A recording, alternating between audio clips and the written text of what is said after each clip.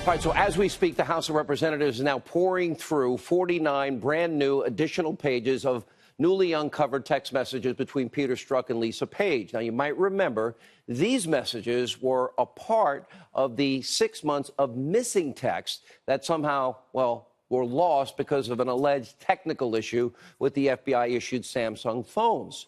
Fox News can right now confirm that many of these unearthed texts contain incomplete information, and some are totally incomprehensible. Sarah Carter joins us in a few minutes with the brand new information. And of course, we know in previous texts, Peter Strzok, Lisa Page, constantly trashing President Trump, calling him an idiot, a menace, a lonesome human being, and even said F Trump. And prior to Election Day in 2016, Peter Strzok also mentioned some kind of insurance policy that was proposed to Andrew McCabe if Trump should assume office. Now, quote, I want to believe the path that you threw out for consideration in Andy's office, that there's no way he gets elected, but I'm afraid we can't take that risk. It's like an insurance policy in the unlikely event you die before you're 40. What did that mean? Also remember the letter from then-Senator Harry Reid urging Jim Comey to open up a Trump-Russia collusion investigation into President Trump. After that letter became public, Peter Strzok, well, he texted Lisa Page a link to a New York Times article referencing the letter, writing, quote, here we go. Now, we're literally just they were actively rooting for the president's demise. Or what is the insurance policy? What is the insurance plan? Was it to drag the president through the mud? Either way, it's not a good look for two people that were tapped by Robert Mueller for key roles in this special counsel investigation witch hunt. And even worse, this does critical damage to the reputation of our system of justice. Every one of us, every American needs to be concerned.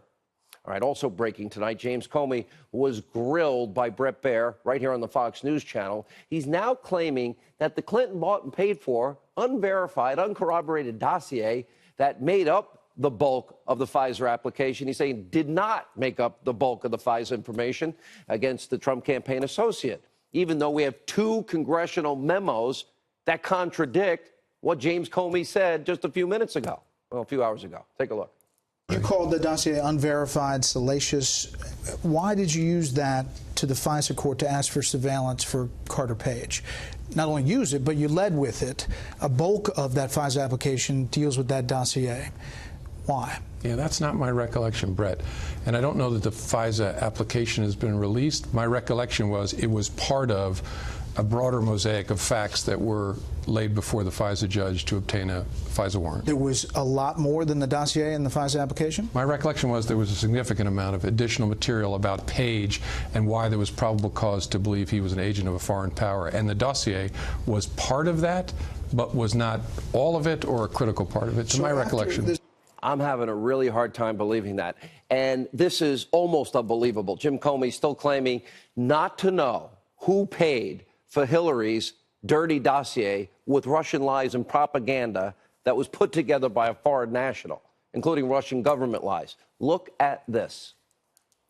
When did you learn that the DNC and Hillary Clinton campaign had funded Christopher Steele's work? Yeah, I still don't know that for a fact.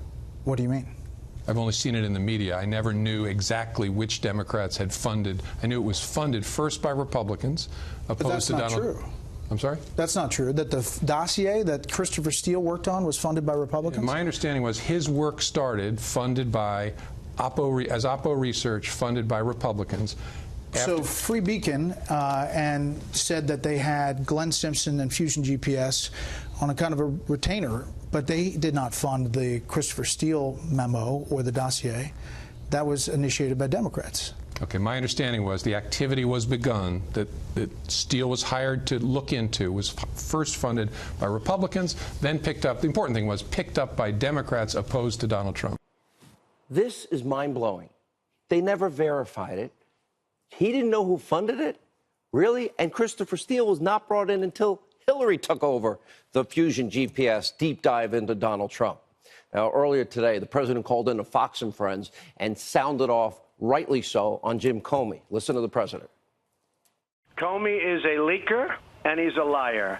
And not only on this stuff, he's been leaking for years. He's probably been using his friend, the so-called professor, who now turns out to have FBI clearance, which he never said. He even lied about that because he never said that in Congress. He said he gave it to a friend. And he gave it to a friend to leak classified information. It's all classified. It was totally classified. So he did an illegal act. And he said it himself, in order to get a special counsel against me. So the special counsel, and by the way, and Intelligence Committee and everybody else has found no collusion. Nobody unclassified them. And those memos were about me, and they're phony memos. He didn't write those memos accurately. He put a lot of phony stuff. President's correct. And the president also slamming the Department of Justice and Mueller's partisan witch hunt. Let's take a look at this. I answer this all the time. Because of the fact that they have this witch hunt going on with people in the Justice Department that shouldn't be there, they have a witch hunt against the President of the United States going on. I've taken the position, and I don't have to take this position, and maybe I'll change, that I will not be involved with the Justice Department. I will wait till this is over. It's a total... it's all lies, and it's a horrible thing that's going on. So I'm very disappointed in my Justice Department. But because of the fact that it's going on, and I think you'll understand this, I have decided that I won't be involved. I may change my mind at some point because what's going on is a disgrace. It's an absolute disgrace. And by the way, the only collusion is the collusion with the Democrats and the Russians. You take a look at what's going on there. They wouldn't even give their server, the DNC, Democratic National Committee, wouldn't even give its server to the FBI. So what kind of an FBI? They break down doors for Paul Manafort early in the morning. His wife is in bed, like at 5 or 6 in the morning, and they undo the lock for Michael Cohen early in the morning. And yet they walk into the DNC and they won't give them the server. They say, we're not giving you the server. Oh, okay, we'll leave. That's not the FBI. That's a fix. Why didn't they demand those DNC servers? A phenomenal point. Double standard. President Trump is right. Now, earlier today, the National Review's Victor Davis Hanson, an incredible column breaking down the shocking double standard in very clear terms. Mueller was all too happy to target former National Security Advisor Michael Flynn, 35 years of service to his country, for lying to the FBI. The FBI agents interviewing him didn't think so. Andrew McCabe, he remains uncharged, even after the Inspector General reported multiple lies to federal investigators under oath. And James Comey also remains free and clear when he lied to Congress about not writing Hillary Clinton's exoneration letter before investigating and interviewing Clinton. And then Peter Strzok interviewed Clinton. What about James Clapper? We know he lied under oath about data collection on Americans, and John Brennan, who lied under oath about the dirty dossier. And then, of course, no charges, as the president was just saying, for Cheryl Mills, who misled investigators about Hillary Clinton's private server, or Huma Abedin, who also tried to conceal Hillary's illicit server. Then there's the obstruction of justice charges that Mueller is all too happy to investigate as long as it's Donald Trump or somebody related to Trump, but not James Comey, who clearly misled a FISA judge about the Clinton bought and paid for foreign dossier put together by Christopher Steele in order to obtain a warrant against a Trump campaign associate, an opposition party, before the election? Seriously? Is this the United States or are we Venezuela? Now, the Clinton campaign, they paid this former spy, a foreign national, to write the dossier using Russia propaganda and lies. Nobody verified it or corroborated it, and they still presented it to a FISA judge, and they omitted who paid for it. Not Clinton associate Cheryl Mills. She claimed attorney-client privilege in order to get out of testifying during the server investigation.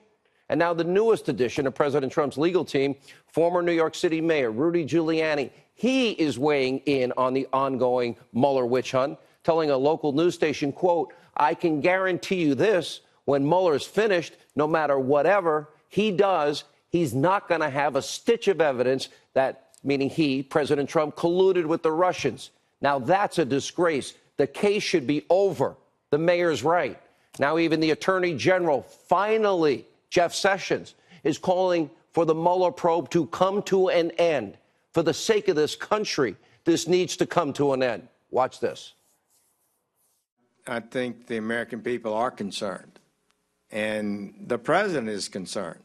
He's dealing with France and North Korea and Syria and taxes and regulations and border and crime every day.